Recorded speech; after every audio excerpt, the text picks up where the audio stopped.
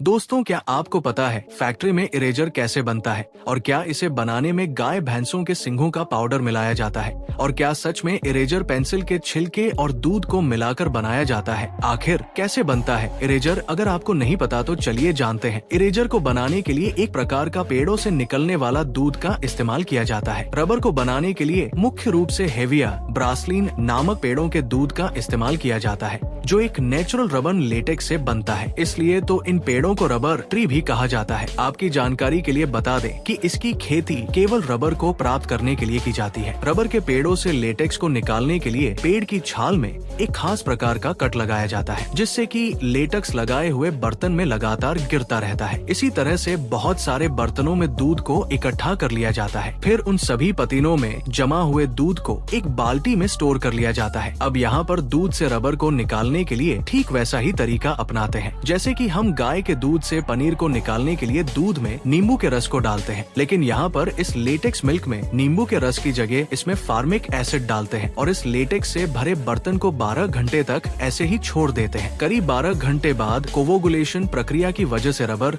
और पानी अलग हो जाता है और एक रबर की मोटी लेयर ऊपर तैरने लगती है। तो कुछ इस तरह बन चुका है नेचुरल रबर। अभी इस रबर पर कुछ और भी प्रोसेस होना बाकी है। दोस्तों, अभी ये नेचुरल रबर काफी ज्यादा सॉफ्ट है, तो अब इस रबर को हार्ड इरेजर में बदला जाएगा। इसके लिए सबसे पहले तो इन सिंथेटिक रबर को इन 2 बेलनों से होकर कई बार गुजारा जाता है, ताकि ये रबर बिल्कुल अच्छी तरह से मिक्स होकर पीस जाए। तो अब इस रबर में पुराने रयूज के टुकड़ों को भी डाला जाता है, जिससे इस रबर का रंग पुराने रबर के रंग जैसा गुलाबी हो जाता है। अब अगले प्रोसेस में इस रबर को और हार्ड बनाने के लिए इसमें 2 तरह के सल्फर पाउडर को डाला जाएगा और बच्चों के डिमांड के मुताबिक इसमें कुछ कलर्स को भी मिक्स किया जाता है। और अब इस रबर को इस रोलर से कई बार गुजारने के बाद इनको फिर से बेलनों के बीच से गुजारा जाता है, ताकि इसमें डाले गए सारे इंग्रेडिएंट्स अच्छे से मिक्स हो जाएं और रबर भी ठोस हो जाए। तो अब ये रबर बिल्कुल ठोस हो चुकी है, तो इसलिए अब इस सीट पर से चौकोर भाग काटकर अलग कर दिया जाता है। और यहाँ पर इस रबर सीट को और भी ज्यादा हार्ड बनाने के लिए इसको मेटल फ्रेम में रखकर इसे कंप्रेसर मशीन में दबा दिया जाता है। ज्यादा दबने की वजह से फ्रेम के अंदर के रबर का डेंसिटी काफी ज्यादा बढ़ जाती है